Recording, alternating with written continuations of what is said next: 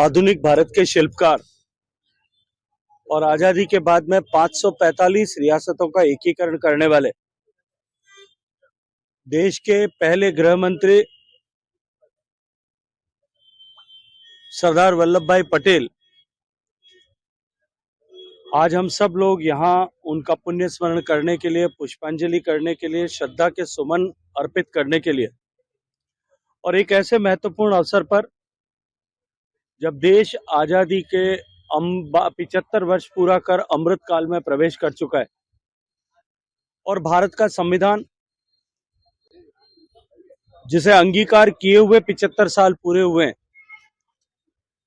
और भारत 140 करोड़ लोगों की संकल्प शक्ति के साथ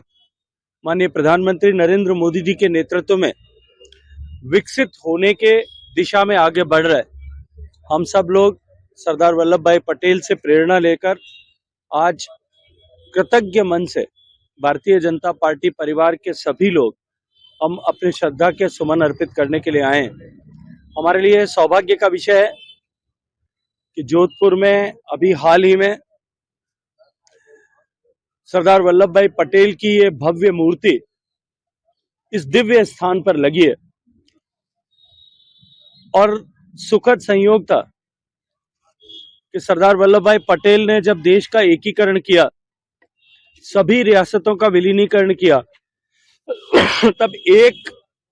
ऐसी रियासत जिसका विलीनीकरण उस समय उनकी जिम्मेदारी के अतिरिक्त था, इतर था,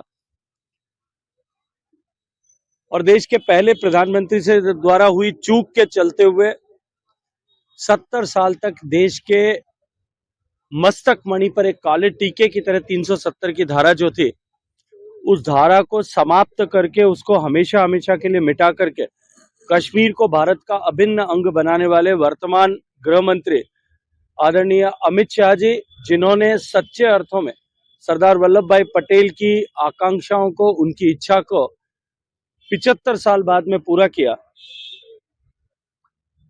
उनके कर कमलों से इस मूर्ति का अनावरण हुआ है। हम सब जोधपुर के लोग आज गौरवान्वित महसूस करते हुए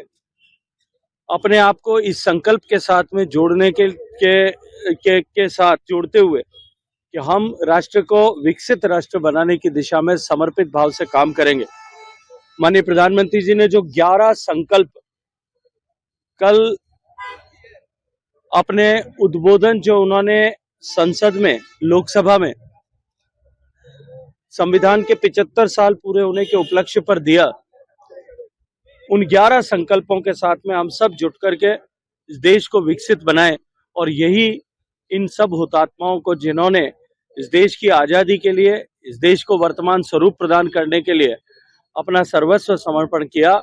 उन सब के को सच्चे श्रद्धा के सुमन होंगे। सर, आजादी के बाद में कांग्रेस सरकार ने कभी सम्मान नहीं दिया, इतने साल बाद उन्होंने भारत। देखिए, निश्चित रूप से दुर्भाग्यपूर्ण है और ऐसा केवल सरदार पटेल के साथ में नहीं, इस संविधान के शिल्पकार बाबा साहब के साथ में भी हुआ है,